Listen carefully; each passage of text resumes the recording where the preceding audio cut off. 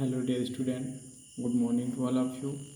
Dear students, आपको clearly knowledge होगा कि एक्सरसाइज 7 भी कम्प्लीटली समाप्त हो चुकी है। कुछ क्वेश्चंस प्रोवाइड किए गए थे होमवर्क के रूप में, जिस क्वेश्चंस का सॉल्यूशन जो है आपको भेज दिया गया है। आप सभी अभ्यर्थी ने अपने अपने कॉपी को मैच करा लिया है। जहाँ पे किसी को डाउट होगा वो अपने डाउट को आप लोग मैच करा लीजिए, ठीक है। जिसकी कॉपी आई थी उसको चेक करके इन्फॉर्म भी कर दिया गया है। आज हम लोग एक्सरसाइज 7C के लिए कुछ पढ़ेंगे। एक्सरसाइज 7C, ठीक है। तो एक्सरसाइज 7C को सॉल्व करने के लिए हमको फोर्थ आइडेंटिटीज़ पढ़नी पड़ेगी। आपके पास फोर्थ आइडेंटिटीज़ थी ना। यहाँ पे देखिए, यहाँ पे 3 आइडेंटिटीज़ का यूजेस तो हो चुका है, बट एक और आइडेंटिटीज़ थी जिसके बारे में ऑलरेडी यहाँ पे जिक्र किया गया था कि factorisations by splitting the middle terms. Factorisations करना मीन्स गुणनखंड करना by splitting the middle term. Middle terms को क्या करके, स्प्लिट करके, तोड़ करके। स्प्लिटिंग का मतलब होता है विदारक करना, मीन्स तोड़ना, अलग अलग करना, ठीक है। तो आपने factorisation by taking common factor कर लिया, ग्रुप में कर लिया, आइडेंटिटीज़ का हेल्प करके कर लिया। यह लास्ट हेडिंग रहेगी और इससे रिलेटेड आपके लास्ट एक्सरसाइज देंगे। जो अभ्यर्थी नहीं पढ़ पाए हैं अब वे जाएं वीडियो पे। वीडियो के लिंक तो मैं नहीं भेज पाऊँगा, लेकिन डेली के डेली वीडियो पे अगर वो जाएंगे तो हो सकता है वहाँ से उनको मिल जाए और आप पढ़ पाएंगे, ठीक है। तो आइए आपको बतलाएं कि एक्सरसाइज 7C का क्वेश्चंस कैसे सॉल्व होगा। क्या होता है factorisations by splitting the middle terms. यहाँ पे 2 प्रकार के प्रश्न पूछे जा सकते हैं, जैसा कि आपके केस में दिखलाया गया है। केसेस में आपका क्या दिखलाया गया है कि when the polynomial is of the forms x² plus P X plus Q, trinomial form में रहेगा। किस फॉर्म में रहेगा? ट्रिनोमियल फॉर्म में रहेगा, मीन्स त्रिपद रहेंगे, सदैव 3 पद ही रहेंगे, ओके। और उसके बाद यहाँ पे भी तो 3 पद हैं। आप कहोगे कि इसमें क्या चेंजेस हैं, क्यों 2 केसेस हैं? तो फर्स्ट और सेकंड केस में अगर आप ध्यान देंगे स्टूडेंट, तो हमको मिडिल टर्म सेट करना है, ठीक है। मिडिल टर्म हमको सेट करना है, लेकिन यहाँ जो कोफिशिएंट है, यहाँ का जो कांस्टेंट है, यहाँ का कांस्टेंट 1 है और जो यहाँ का कांस्टेंट है वह क्या है? ए है, ठीक है। तो हमको 2 केसेस पढ़ने हैं और हमारी फोर्थ आइडेंटिटीज़ भी यही है कि x² plus P x Q को क्या मेंटेन करना है, x² plus a plus b x plus a b. कुछ आपको नहीं समझ में आ रहा होगा ना? आइए हम आपको बतलाते हैं, सब कुछ आ जाएगा। एक बात और ध्यान दीजिएगा, रिकॉग्नाइज़ करिएगा कि ये जो मैं बताने जा रहा हूँ यह फैक्टराइजेशंस आपके क्लास 8 में तो है ही, और साथ साथ क्लास 9 और क्लास 10 के बोर्ड एग्ज़ाम में भी प्रश्न आते हैं अलजेब्रा का फैक्टर, और सीधे सीधे यहीं से आपका फैक्टराइजेशंस पूछेगा डायरेक्टली। यही फैक्टराइजेशंस आपके पास 10 की CBSE की या 10 की यूपी की अगर बुक होगी, 9 की यूपी की, 9 की CBSE की अगर बुक होगी, तो सीधे सीधे प्रश्न यही सब आएगा कि फैक्टराइज द टर्म्स, ओके। तो आपके कम से कम 4 या 5 नंबर के क्वेश्चंस जो हैं बोर्ड में पूछे जाएंगे फैक्टराइजेशन करने के लिए। तो आप यहीं पे सीख लीजिए, 9-10 में सीखने की आवश्यकता नहीं रहेगी, देखते ही सवालों को लगा ले जाएंगे, ओके। तो जो केसेस आपके किताब में बुक में दिया है उसको छोड़िए, आइए मैं बताता हूँ कि कैसे इसका क्या प्रोसेस होता है। थोड़ी सी हिंदी की हेल्प ली जाएगी, थोड़ी सी इंग्लिश की हेल्प ली जाएगी, मीन होगा केवल आपको बातें समझाना। तो factorisations by splitting the middle terms, कैसे सवालों को हम सॉल्व करेंगे। इसमें 3 टर्म्स होंगे, ठीक है। इसमें टोटल टर्म्स कितने होंगे?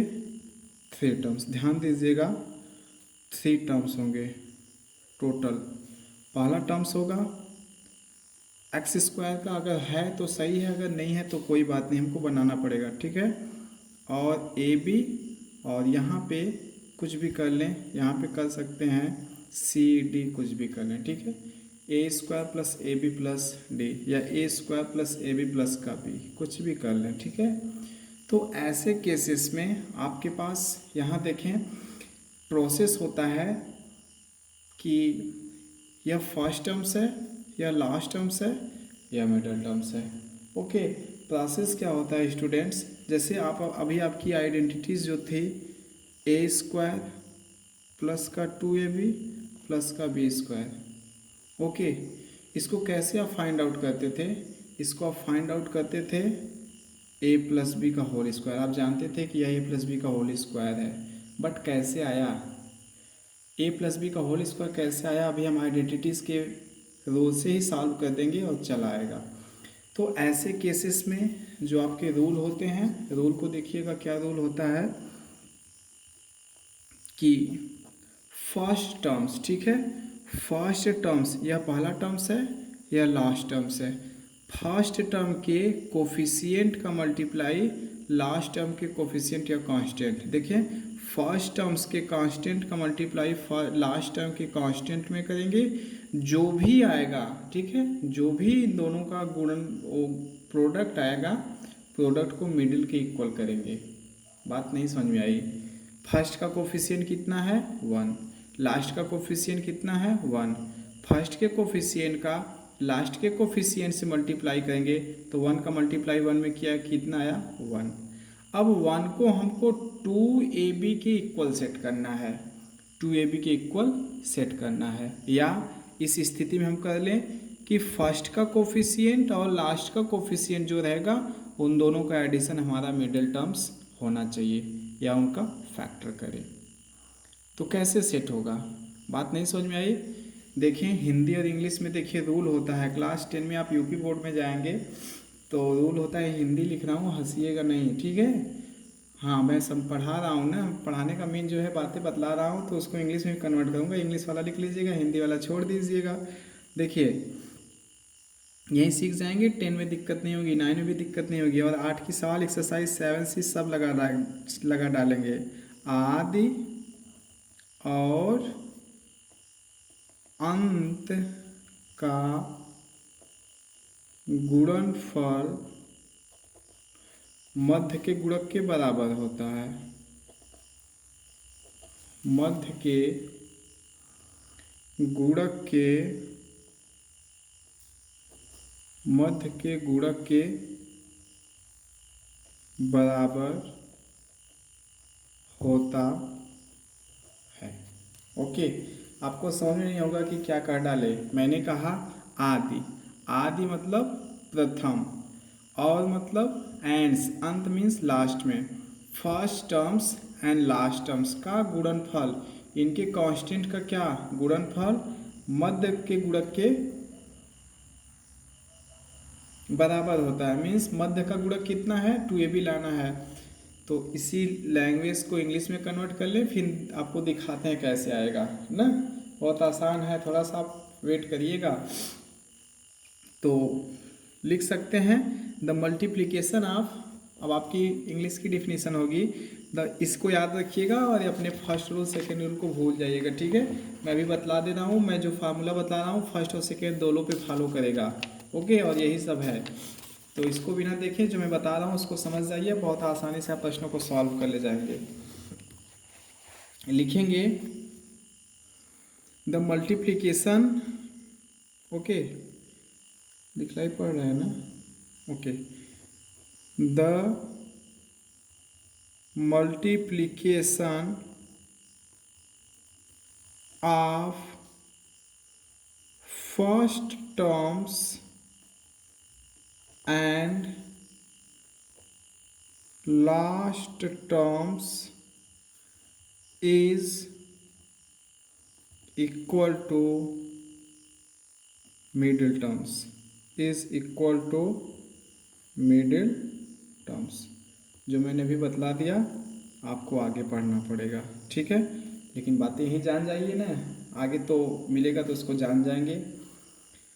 The multiplication of first terms, first terms के कांस्टेंट, ठीक है। The multiplication of first terms constant है, लिख लीजिए, फर्स्ट टर्म्स के कांस्टेंट का मल्टीप्लाई, ठीक है। The multiplication of the first term constants and last terms constant, ठीक है, last terms constant is equal to the middle terms. आइए हमने एक एग्जाम्पल लिया था ना, आपकी आइडेंटिटीज, हमारे पास क्या था, a प्लस बी का whole square is equal to a square plus का 2ab प्लस का b स्क्वायर। आप अभी तक क्या जान रहे थे, अभी तक आप यही जान रहे थे कि a प्लस बी का होल स्क्वायर जो है a square plus 2ab plus b square होता है। या आप बहुत जानते थे कि इसका प्रूफ मैंने कर दिया था कि a प्लस बी के होल स्क्वायर को हम a plus b multiply a plus b लिख सकते हैं। क्यों? क्योंकि a plus b whole power 2 time है, तो हम बेसिस 2 टाइम लिख दिए। a प्लस बी का बेसिस 2 टाइम हमने क्या कर दिया, लिख दिया, और मल्टीप्लाई करेंगे तो a square plus 2b plus का b स्क्वायर आ जाएगा। लेकिन हमको फैक्टोराइजेशंस करना है। क्या करना है? फैक्टोराइजेशंस। आइए आते हैं फैक्टोराइजेशन की ओर। हो गया। फार्मूला क्या कहता है कि फर्स्ट टर्म्स के कांस्टेंट्स का मल्टीप्लाई लास्ट टर्म के कांस्टेंट में करेंगे। कोई ज़रूरी नहीं है कि यहाँ पे हमेशा 1 ही आएगा। यहाँ पे 2 हो सकता है, 3 हो सकता है, 4 हो सकता है, a b वेरिएबल भी हो सकते हैं, कांस्टेंट भी हो सकता है। यहाँ भी वेरिएबल हो सकते हैं, कांस्टेंट हो सकता है। ध्यान रखिएगा, यहाँ भी वेरिएबल हो सकता है, यहाँ भी वेरिएबल हो सकता है, यहाँ भी कांस्टेंट हो सकते हैं, यहाँ भी कांस्टेंट हो सकते हैं। तो फर्स्ट टर्म्स का मल्टीप्लाई लास्ट टर्म्स के कांस्टेंट में करेंगे। यहाँ कितना है? 1। यहाँ कितना है? 1। तो 1 का मल्टीप्लाई किस में करना है? 1 में। अब हमको लाना कितना है? A b. लेकिन कितने टाइम लाना है? 2 टाइम। तो 1 टाइम यहाँ, 1 टाइम यहाँ। तो ध्यान दीजिएगा, आपके वेरिएबल कितने हैं? A B. वेरिएबल कितने हैं? A B. कितने टाइम लेना है? 2 टाइम। तो 1 टाइम यहाँ से देखें, यह 1, ए बी 1 टाइम ले लिया और ए बी 1 टाइम ले लिया, 2 टाइम हो गया ना।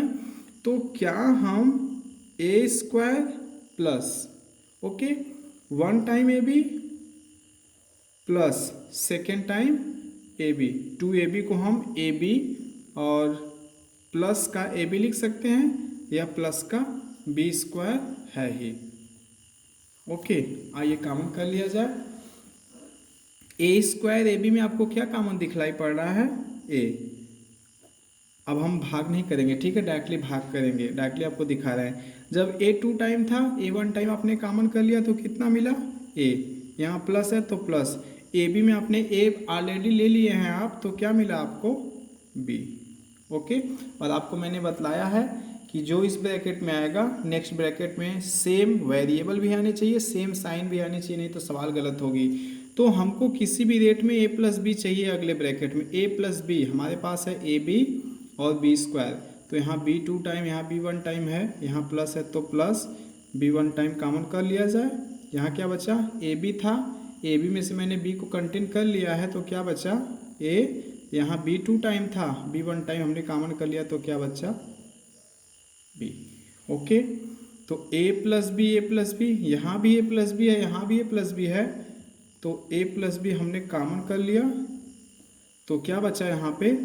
कॉमन करने का मतलब भाग होता है ना, तो ए प्लस बी अपान ए प्लस बी से भाग। यहाँ पे क्या था? बी, ए प्लस बी और ए प्लस बी से भाग। सही है। ए प्लस बी कैंसिल हो गया, क्या बचा? बचा ए प्लस बी और ए प्लस बी। बेसिस सेम है, बेस क्या है? सेम है। यहाँ पे ए प्लस बी है, यहाँ पे ए प्लस बी है। पावर कितना है? 1, power 1। When your base is same so you add their power. जब हमारे बेस सेम होते हैं तो हम पावर को क्या करते हैं? जोड़ देते हैं। तो हो जाएगा 1 प्लस बी और पावर का 2। आ गया ना आइडेंटिटीज। इसी आइडेंटिटीज को तो आप ये लिख सकते थे, इसी आइडेंटिटीज ए प्लस बी होल स्क्वायर को आप यही लिख सकते थे। सेम प्रोसेस माइनस का होगा। सेम प्रोसेस अगर कह दिया होता है A square plus B square minus 2ab, तो माइनस 2ab को क्या लिखते आप? फैक्टराइजेशन सेम होता। माइनस 2ab को क्या लिखते? माइनस का ए बी माइनस का ए बी, माइनस का ए बी माइनस का ए बी माइनस का 2ab। यहाँ भी माइनस होता, यहाँ भी माइनस होता, यहाँ माइनस होता, ए माइनस बी आप कॉमन करते, तो यहाँ ए, यहाँ माइनस का बी, और ए माइनस बी 2 टाइम, और हो जाता है माइनस बी का होल स्क्वायर। बात समझ में आई? आइए किसी और एग्जाम्पल के साथ आपको अवगत कराया जाए, ठीक है। देखिए, जब तक आप समझेंगे नहीं तब तक नहीं लगा पाएंगे, तो समझने की कोशिश करिए। आइए, इन्होंने एग्जाम्पल लिया है x square plus 6x plus का 8। देखें एग्जाम्पल, समझने की कोशिश करिएगा, ठीक है। अभी पेन जो है मत चलाइए, पहले समझ जाइए कैसे मैं क्या चेंजेस कर रहा हूँ। एक्स स्क्वायर प्लस का 6x प्लस का 8। ध्यान दीजिएगा, केवल हमको एडिशन से ही प्रश्नों को सॉल्व करना है, ठीक है। एडिशन से ही मीन्स लास्ट टर्म्स का मल्टीप्लाई फर्स्ट टर्म्स का मल्टीप्लाई लास्ट टर्म्स में करेंगे। जो भी उसका प्रोडक्ट आएगा उस प्रोडक्ट में हम सेट करने की कोशिश करेंगे 6 को, या जो भी रहे मिडिल टर्म उसको हम सेट करेंगे। तो यहाँ का कांस्टेंट्स कितना है 1, यहाँ का कांस्टेंट कितना है 8। ये एग्जाम्पल है। यहाँ का कांस्टेंट कितना है 1, यहाँ का कांस्टेंट कितना है 8। 8 का फैक्टर किया जाए, जब 8 का फैक्टर करेंगे तो हो जाएगा 2 2 जा 4 2 जा 8। अब हमको 2 कितने टाइम मिला है 3 टाइम। 2 कितने टाइम मिला है 3 टाइम। अब हम इस 2 का क्या ऐसा कर दें कि हमको प्लस का 6x मिल जाए, प्लस का 6x मिल जाए। तो अगर आप 2 2 जा 4, 2 को जोड़ते हैं 4 और 2 अलग से, मीन्स 2 2 4, 4 में 2 ऐड करेंगे तो 6 आ जाएगा। या 2 2 जा 4 2 जा 8, 2 2 जा 4, 4 में से 2 को ऐड करेंगे तो 6 मिल गया ना। क्या मिला कि आप 4 को 2 के साथ ऐड करेंगे तो क्या मिलेगा 6, लेकिन सबके साथ x इंक्लूडेड है तो सबके साथ आप x लगाएंगे। सही है ना। या यहाँ पे देख रहे हैं middle terms a plus b, a की वैल्यू कितनी 4, b की वैल्यू कितनी 2, बाहर ब्रैकेट लगाए हैं x का मल्टीप्लाई कर लिया इन्होंने। मिडिल टर्म को ब्रेक किया जा रहा है ना, 6 को ब्रेक किया जा रहा है ना। आइए इनके मेथड से आपको दिखा देते हैं। तो आपने 1 का 8 का मल्टीप्लाई किया, 8 आया, 8 का फैक्टर किया, 2 2 जा 4 2 जा 8, तो हो जाएगा एक्स स्क्वायर प्लस 6 को किस में आपने ब्रेक किया 2 2 जा 4, 4 और 2 में। 6 को आपने 4 और 2 में ब्रेक किया। बाहर कितना है x है प्लस का 8। हमने एक स्टेप अगली बार जंप किया था, हमने अगली बार क्या किया था, अगली बार एक स्टेप जंप किया था, कुछ नहीं जंप किया था, ठीक है। बस आपको लिखना पड़ेगा कि 1 + 1 मल्टीप्लाई ए बी। तो ए बी का मल्टीप्लाई आप 1 में करते तो कहाँ पहुँचते, यहाँ ए बी। पुनः ए बी का मल्टीप्लाई 1 में करते तो कहाँ पहुँचते, ए बी, यहीं पहुँचते ना। तो 2ab को मैंने ए बी लिख डाला था। बात समझ में आई। ओके,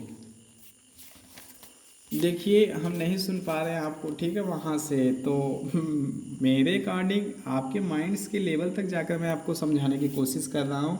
और विगत 2 इयर्स के आपके माइंड्स को मैंने जज किया है और आपके माइंड के अकॉर्डिंग हम प्रश्नों को सेट कर रहे हैं यहाँ से। अब कितना सेटिस्फाइड आप हो रहे हैं हमको तो ये क्लियर नहीं हो पाएगा, बट हम कोशिश कर रहे हैं कि आप संतुष्ट हों, ठीक है।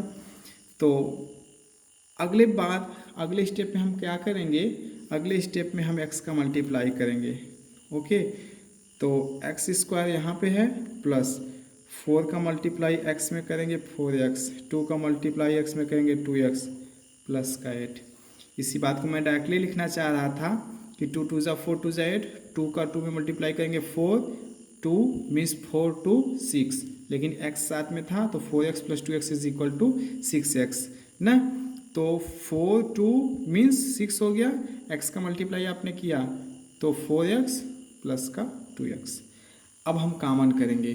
कॉमन करने का मतलब कि जिसको भी कॉमन करने नहीं आता एक बार बड़ी वाली सवाल से बता दे रहे हैं कॉमन कैसे किया जाएगा। जिसको डायरेक्टली आएगा अपना कर लेगा। यहाँ पे कितना है x2 टाइम, यहाँ पे कितना है x1 टाइम। इस दोनों टर्म्स को एक साथ लेंगे, इन दोनों टर्म्स को एक साथ लेंगे। तो यहाँ पे x कॉमन है, ले लिया। जब यहाँ पे x कॉमन है, x2 टाइम यहाँ पे है, x2 टाइम का मतलब कितना x power 2 means x multiply 2। जो आपने कॉमन किया उसी से क्या करना पड़ता है, भाग। जो भी डिजिट, जो भी वेरिएबल, जो भी कांस्टेंट आप कोफिशिएंट कॉमन लेते हैं उससे भाग करना पड़ता है। और 4x और x से भाग प्लस। देखें अब यहाँ पे 2 है, x है, यहाँ पे क्या है 8x है। तो हम 2 कॉमन कर सकते हैं यहाँ से, क्यों, क्योंकि मैक्सिमम डिजिट यहाँ पे 2 ही है। तो यहाँ पे 2 मल्टीप्लाई x डिवाइडेड 2 प्लस का 8 डिवाइडेड बाई 2। x से कैंसिल हो जाएगा, x से कैंसिल हो जाएगा, 2 2 से कैंसिल हो जाएगा, 2 8 से कैंसिल हो जाएगा, 4 मिलेगा। यहाँ पे क्या मिला x, और यहाँ पे क्या बचा x, यहाँ पे क्या बचा 4 यहाँ पे क्या बच्चा 2, जो इस ब्रैकेट में वैल्यू आई है सेम वैल्यू यहाँ भी आने चाहिए, नहीं तो प्रश्न गलत होगा। ध्यान रखिएगा, यहाँ पे x है तो x, प्लस है तो प्लस, 4 है तो 4, x प्लस 4, x प्लस 4। ना तो चिन्ह में परिवर्तन होना चाहिए, अगर यहाँ पे प्लस आया तो यहाँ भी प्लस आना चाहिए, अगर यहाँ माइनस आया तो यहाँ भी माइनस आना चाहिए, यहाँ x आया तो यहाँ भी x आना चाहिए, अगर प्लस का x आया है तो प्लस का x ही आना चाहिए, माइनस का नहीं। और 4 आया तो 4, मीन्स डिजिट भी सेम आनी चाहिए, वेरिएबल भी सेम आना चाहिए, साइन भी सेम आनी चाहिए, सब कुछ सेम सेम होना चाहिए, कोई अंतर नहीं होना चाहिए, ठीक है। और x प्लस 4 को आप कॉमन कर लीजिए, x प्लस 4 यहाँ पर भी है, x प्लस 4 यहाँ पर भी है, तो x प्लस 4 को आपने कॉमन किया। अब भाग नहीं करेंगे, डायरेक्टली बता रहे हैं, x प्लस 4 जब कॉमन कर लेंगे यहाँ से x प्लस 4, तो यहाँ कितना बचा, यहाँ बचा x, यहाँ क्या है प्लस का, x प्लस 4 आपने बाहर निकाल ही लिया है तो क्या बचा 2। तो आपकी जो रिजल्ट हो जाएगी, इसको स्मॉल ब्रैकेट में कर दीजिए, x प्लस 4 x प्लस का 2, x प्लस 4 x प्लस का 2। देखिए x प्लस 4 x प्लस का 2। देखिए इन्होंने कामन उमन तो नहीं लिया है, ठीक है। मैं आपको सिखा रहा हूँ कामन कैसे किया जाता है, अगर डायरेक्टली भी आपको बताया जा सकता था, ठीक है। एक क्वेश्चंस को लेते हैं, डायरेक्टली आपको बताते हैं। देखिए सेकेंड इन्होंने लिया है एक्स स्क्वायर प्लस का एक्स माइनस का 56। देखिए अब सेकेंड एग्जाम्पल देखिए, आप इंसेक्ट से मत डिस्टर्ब होइएगा, ठीक है। और नाइट सेशन टाइम है और लगभग ढेर सारी मिड नाइट टाइम चल रही है, तो उसमें में डिस्टर्ब मत होइएगा इंसेक्ट की वजह से। एक्स स्क्वायर प्लस का एक्स माइनस का 56, यही क्वेश्चन है ना। ओके, देखिएगा इस वे में हम कैसे प्रश्नों को सॉल्व करेंगे। हमारा एक ही फार्मूला है कि first terms constants and last terms constants multiply two each other and set the middle terms. प्रथम टर्म्स के कांस्टेंट का मल्टीप्लाई लास्ट टर्म के कांस्टेंट्स में करेंगे और जो भी मल्टीप्लाई करने पर आएगा उसको मिडिल टर्म में सेट करेंगे। तो यहाँ पे कितना है 1, यहाँ पे कितना है 56, तो 56 आ गया 56। तो 56 का फैक्टर गुणनखंड क्या होता है 8 7 जा या 7 8 जा, ठीक है। 7 8 56 या 8 7 56। ओके, अब हमको किसी भी प्रकार से 8 और 7 को लेकर हमको यहाँ पे कितना बनाना है, x नहीं बनाना है, 1 बनाना है। इसका मिडिल टर्म्स का कोफिशिएंट कितना है 1 है। हम 8 और 7 में ऐसा क्या जोड़ दे या घटा दे कि हमको 1 मिल जाए। आप जानते हैं कि अगर हम 8 में से 7 को सब्सट्रैक्ट कर दे तो 1 मिल जाएगा ना। तो आइए आगे बढ़ते हैं। एक्स स्क्वायर को ज्यों का त्यों लिखेंगे, यहाँ पे क्या है प्लस, तो हम भी लिखेंगे प्लस।